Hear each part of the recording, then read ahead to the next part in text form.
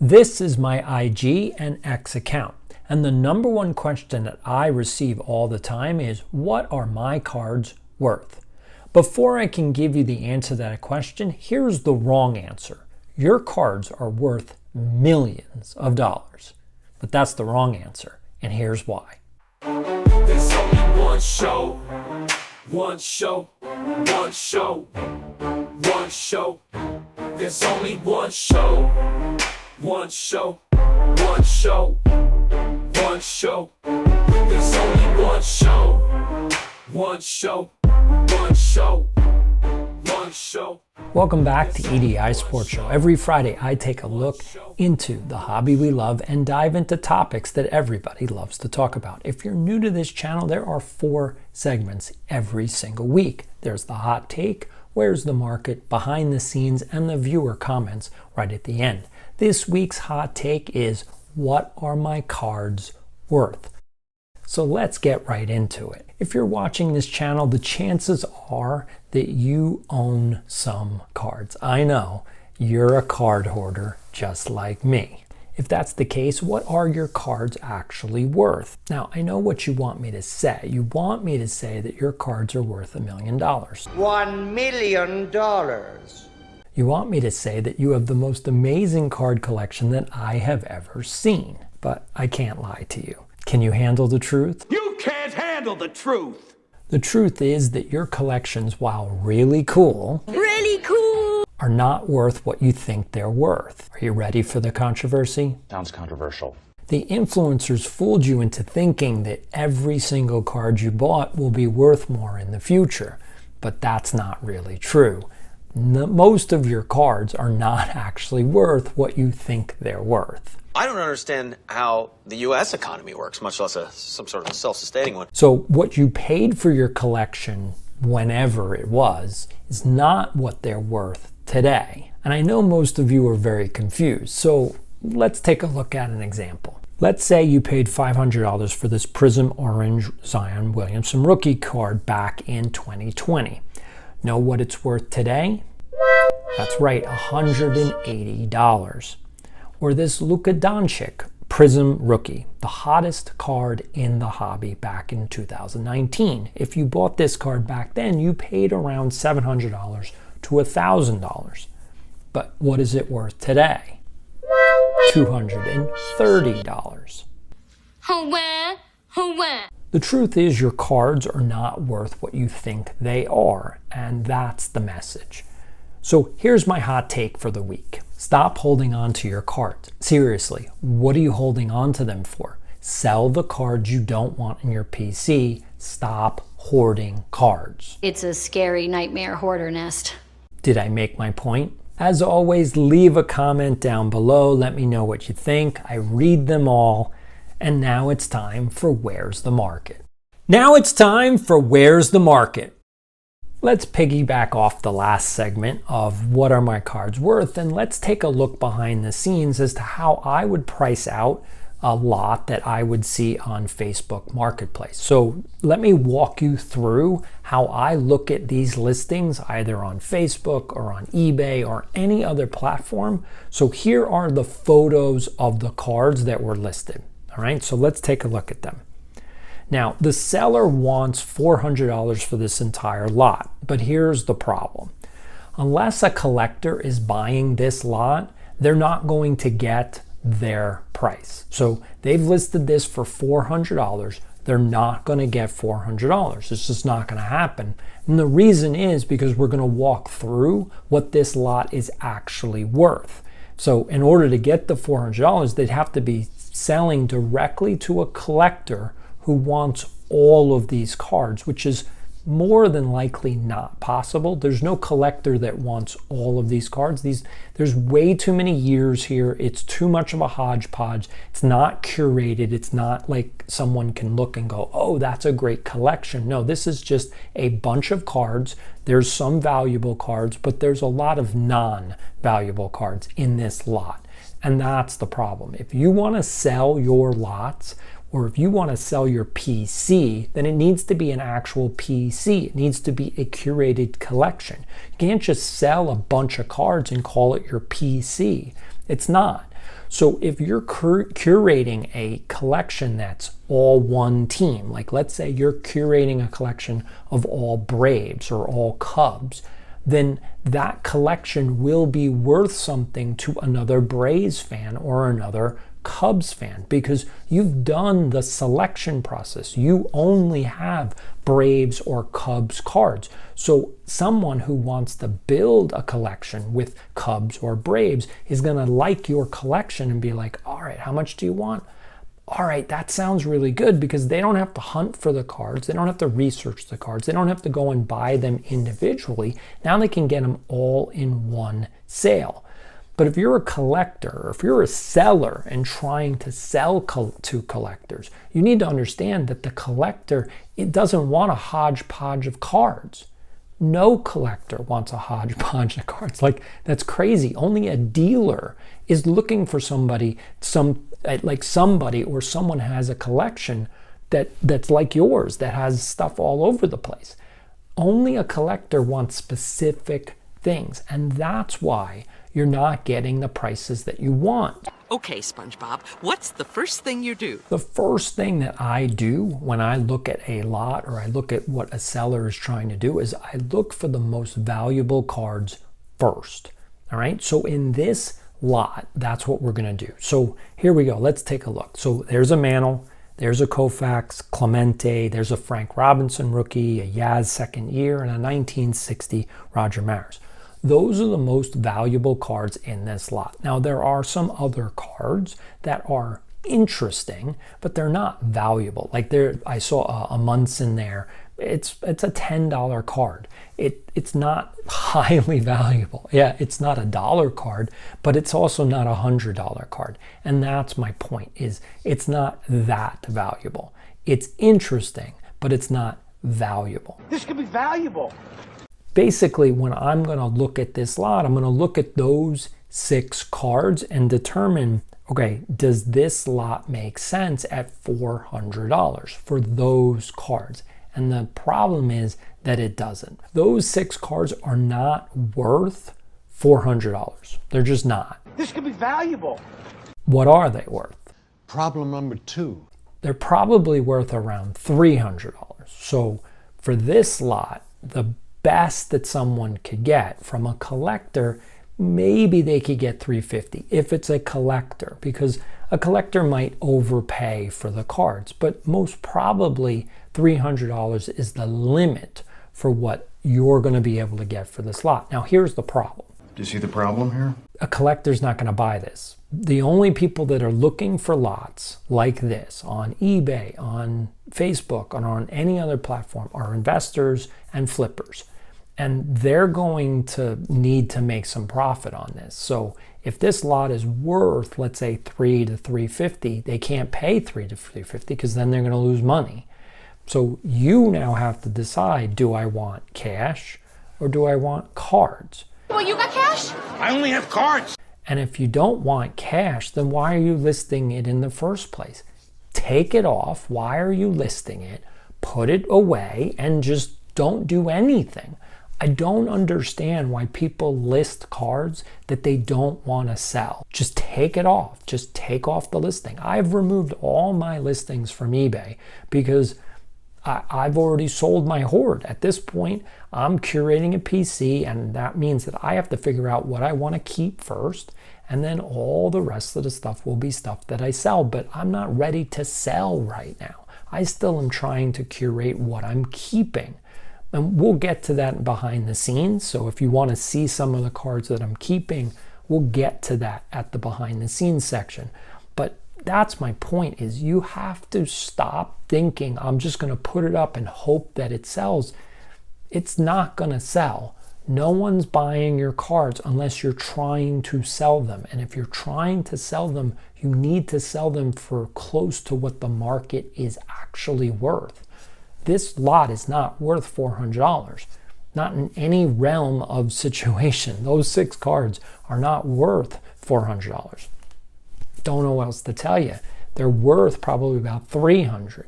So you're going to have to be willing to take somewhere in the 2s for this lot. And at that point, I mean, you're starting at 4 because you think it's worth $800. Clearly, I know you think it's worth $800. That's why you listed for 4. And now you're down into the 2s. You're probably just like, well, I don't want to sell it then. Don't list it. Don't list it. As the seller, I know you want to get $400. I know that. I mean, who wouldn't want to get $400 for this lot? I mean, that would be great, but you're not going to. And it's a bitter pill to swallow, and nobody wants to be told that your cards aren't worth the kind of money that you think they're worth. You want them to be worth $1 million, but they're not worth $1 million. Now, I sold 8 million cards over the last 6 years, and trust me, I did not get the value, the absolute maximum value for those cards. I couldn't. I had to make a choice. Do I want the cash or do I want the cards? Do I want the cash or do I want the headache? You have to make that decision. If you want to keep the cards, don't list them. But if you want the cash, you have to sell the cards. Otherwise, you're a hoarder. It's a scary nightmare hoarder nest Who never lets go of anything. And I don't know what else to tell you, but that's what you are. If you have trouble selling your cards, you can absolutely contact me on X or IG, EDI Sportscards, and I'll see if I can help you sell your cards. I do have some contacts that are dealers who do buy collections, so if you have trouble selling your cards, please reach out to me at IG or X right here, EDI Sportscards. Now it's time to go behind the scenes. Hello, so I wanted to show you I'm actually curating my PC, and so what I've done is go through one of my PC cases, and I've chosen 121 cards in this case. So what I want to do is I want to show you the 121 cards. If you're not into card porn, just skip to the last segment, viewer comments. But for those of you that like looking at cards, here we go. I'm going to show you 121 cards in one of my PC cases. So this is the case. So actually, let's take a look. So I'm going to show you the graded stuff first. Now I don't have too much graded stuff. I prefer to have ungraded in my collection, but here's just a few of the highlights. So we've got a 60 Clemente. This is a 66 Clemente, a 69 Nolan Ryan, a Pete Alonso rookie, a Jacob deGrom rookie. This is a Choo-Choo Coleman from 64. This is a Lou Brock rookie. This is a Rod Carew. I believe that's a second year. And actually it's a third year. So Rod Carew. Okay, we've got a Ricky Henderson rookie. We got a Mac Jones rookie. That's actually one that I bought. I bought it raw for like 20 bucks. Got it graded. At the time, it was worth $400, and obviously now I think it's probably worth about 50 bucks. Eli Manning rookie. One of the Nolan Ryan rookies that I have. That's the second Nolan Ryan. Actually, that's a Derek Stepan. I'm sorry. Derek Stepan rookie. A Paul Correa rookie. A Derek Jeter. A Shaq. We're going to go through them quickly. I'm just going to show them to you.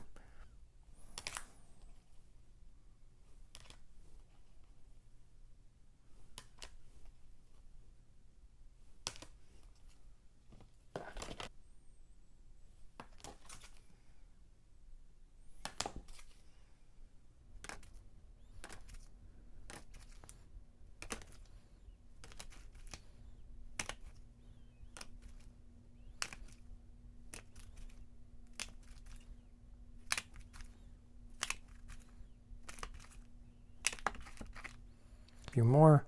That's a Whitey Ford 53. It's another Bowman. Jimmy Fox, Al Kaline, Pete Rose, Willie Mays. And then the last one is this insert. Said there's 121 cards. So that's McCovey, Another Carew, Koufax, more Koufax, Banks, we got Monty Irvin, Luis Aparicio, Ed Matthews, the Dodgers from the 50s, Jim Hunter, Don Sutton, Willie Mays, Stargell, another Hank Rose, you got Santo, Musial,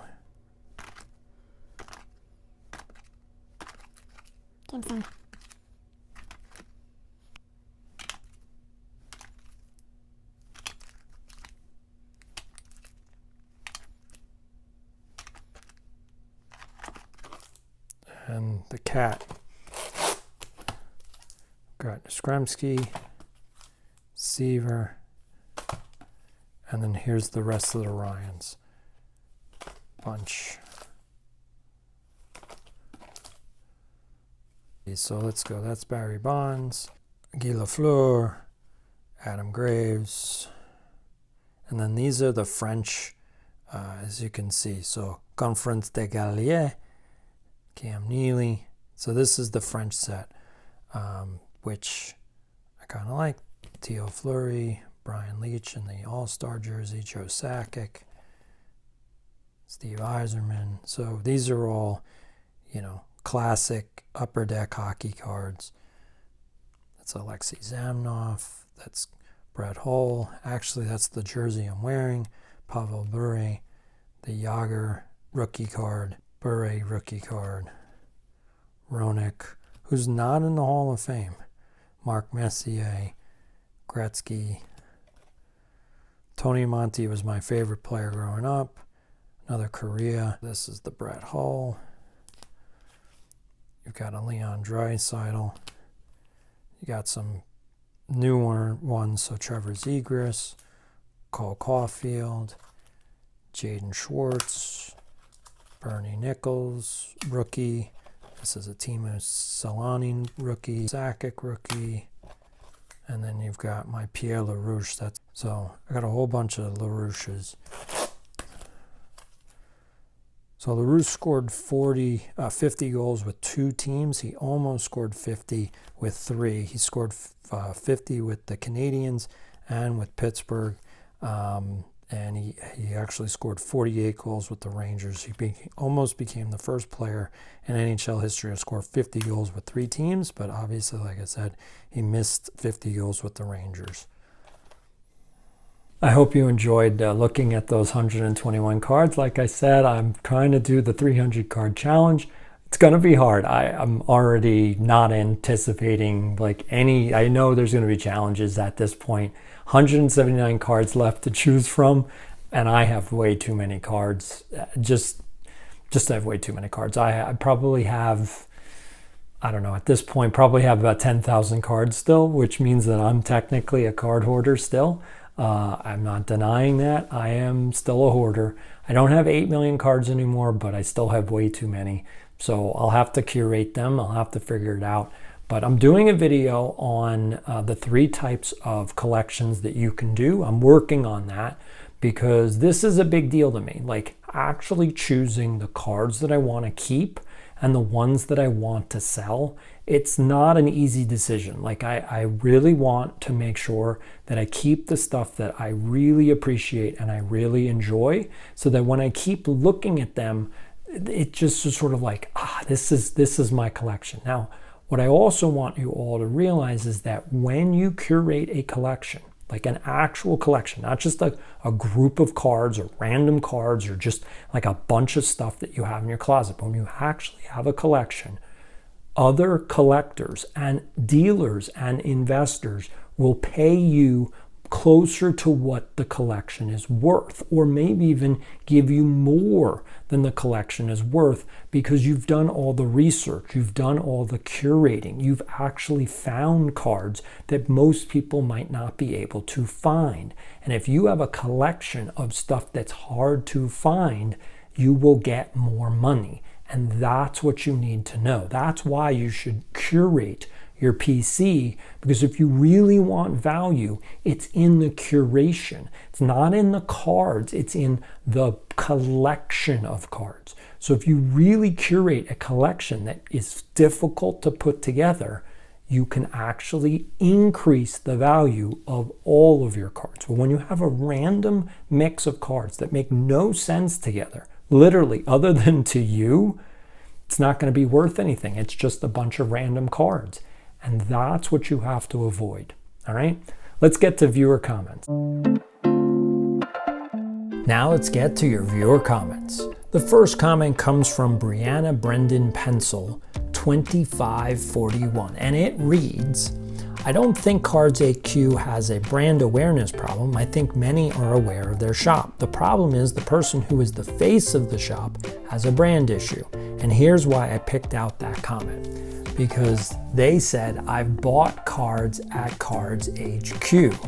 And that was interesting. I've never met anyone that bought from Cards HQ, and so I wanted to reach out to Brianna and Brandon and say, please get in contact with me. Please, anyone that has bought cards at Cards HQ, reach out to me on IG or X, EDI Sports Cards. I want to talk to you. I have so many questions. So if you have ever bought any cards, if you visited the card shop down in Atlanta, please get in contact with me. I want to speak with you. All right, next comment. The next comment comes from FDL Rick, and it reads, 6 million cards, no way. No way. Yes, way. Well, FDLR Rick, yes way. Now, I know FDLR Rick thinks that I just sit here and just make videos to lie to him. I don't know. I don't know where FDLR Rick lives. I don't know who he knows. Apparently, everyone he knows lies to his face all the time. And he calls himself the truth seeker. Again, I don't know what that means. I have no idea what FDLR Rick is smoking. But look, folks, I'm not here to make videos to lie to you. I tell you the truth. If you don't like the truth, that's fine. You are entitled to whatever you want to believe. You are also entitled to make any comments you want. As FDLR Rick wrote, he's very angry. I don't know why. These are sports card videos. They're not the end of the world. This is not rocket science, and it's not curing cancer. These are sports card videos. So to get this upset over something basically means you need a new hobby. Like, I don't know what to tell you, but sports cards isn't doing it for you, because this hobby should be relaxing you, not amping you up. And the fact that you're this angry says to me you need a new hobby. So I do appreciate the comment. Anybody that wants to make a comment, please, if you're gonna be this negative, can you please explain where you're coming from? Just saying whatever comment comes out of your brain does not help any situation. I'm gonna look at it and I'm gonna say, okay, I don't know what else you want me to do. You think I'm a liar? That's great. Good for you. Thank you very much for watching, and watch the rest of my shows and figure out where I'm lying, since I'm not lying, but I don't know what else to tell you. I appreciate you being here. I appreciate the comment. I appreciate all of your comments. I read them all, but that's all I gotta say. All right, let's get to the third comment. And this one's good, actually. So it comes from Matt YM3IF. You gotta love YouTube names. Like mine, I wanted it just to be EDI Sports Cards, but they threw a bunch of numbers on it because apparently, I guess other people have EDI Sports Cards. Shocking to me. I thought it was pretty unique, but guess not. Anyway, here is the comment from Matt. What happened to the Rangers content, President's Trophy season, and he loses interest and, the LMAO? Well, Matt, look, I'm with you. Unfortunately, so here's the truth. YouTube punishes channels that don't stay in their lane. And my lane is sports cards and the sports behind the cards. That's basically my lane. So anytime I make videos outside my lane, I get punished by YouTube, by the algorithm. I don't have a big enough channel to survive the punishment. So basically, instead of doing a lot of content on the Rangers, now I have a very large, significant number of my viewers are hockey fans, which is why I get to wear these jerseys, because you guys appreciate them. So thank you. I've got a whole bunch more in my closet. I'll be bringing them out. I like to use the jacket as well, because that just, again, ESPN, here I come. That's what I wanted to be when I was in college. So I wear the jacket to give me that ESPN Sports Center feel. But that's what I do. I do sports cards and sports news. That's why I put out the video on Shohei Ohtani. That's why I did a video on the Oakland A's leaving Oakland. That's why I did a video on is Connor Bedard as good as people say he is. I will take a look at different sports stories as they pertain to the hobby and to what we all need to know. The Shohei story was huge. Like, it really does affect everything. It affects sports, it affects the hobby, it affects cards. So those are the things that I'm gonna cover. I'm definitely gonna talk about sports as the hockey season comes to a close and the preview for the playoffs. I'm gonna do a playoff preview. Don't be remiss, I'm gonna do that. But if you are a Rangers fan specifically, I write a newsletter, and this is where it is. So it's called the Out of State New York Rangers newsletter, because I'm out of state. I'm a former Star Ledger sports reporter. I cover the team like I would if I was a reporter on the team. I've already published 75 articles because we've had 75 games. And so I'm going to be doing the rest of the season. I'm going to do one for every single playoff game. So if you like to read a story about the Rangers game after you watch the game, or if you miss a game, you can always go and subscribe. I'll put the link down below. You can always subscribe to the free newsletter for the New York Rangers. Again, I cover the entire season, and you get basically what happened in every game, as well as analysis and stats and all the coverage that you could ever want. If I get it big enough, I'll be able to do interviews with players and coaches, and maybe even get exclusive video for you guys on the newsletter, not for this YouTube channel. Now, if I had a team around me to make YouTube videos, which I don't, I'm doing this by myself, but if I had a team, I would start a new channel just for Ranger content. But because I don't have a team, I can only do one video basically a week. It takes me about 3 to 5 hours to put this show together every week. And it only takes me about an hour to write a newsletter. So take your pick. Like, it's just easier for me to write a newsletter than it is for me to produce a whole nother video, which also means that if I do a second video, it will be for this channel. So there are times where I not just do the one video every week, just on Friday, but I can put out another video during the week, which is just more content for you guys. Want to also thank everybody for all your comments. I don't know if you realize this, but I just hit 1,500 subscribers, which is literally incredible.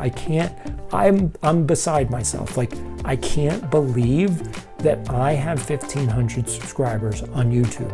I literally started this channel basically a year ago. You know, it's amazing how far it's come in that short amount of time. Like, I put out videos, I try to do the best that I can. Unfortunately, like FDLR Rick said, he thinks everything I say is lying. There's nothing I can do.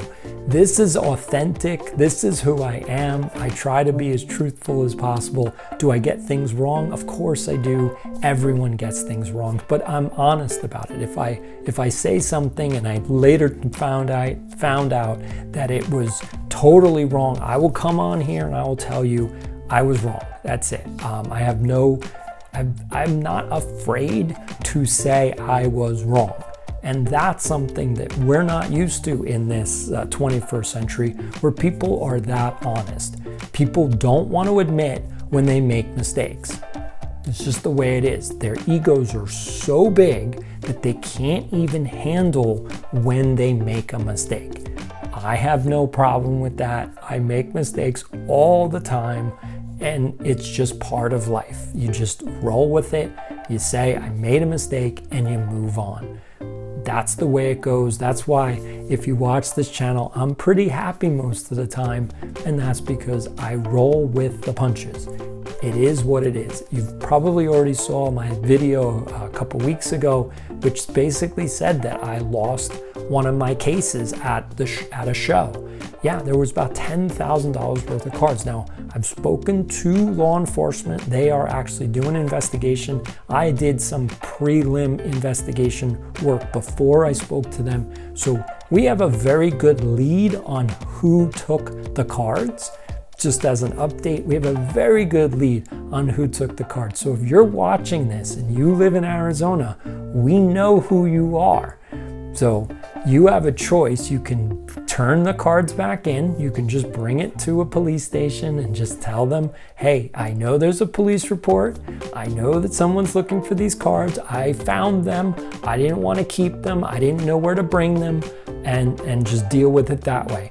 But unfortunately, you're on video and you kind of took the cards without turning them in when they should have been turned in. So I guess you're gambling with your future at this point. But just to give you an update, that's where we are. I want to thank everybody for joining me this week. We are here every Friday, EDI Sports Show. So this is Doc Schwartz saying, have a great weekend. There's only one show that I want to watch. HOBBYEDI Sports Show drops every Friday. Every Friday, hot take with the market behind the scene. View with comics, talking the hobby from the streets to the car shows. This be hardcore sports from the host with the most. Only one show, one show, one show. Only one show, one show, one show. Only one show, one show, one show. Only one show, one show, one show.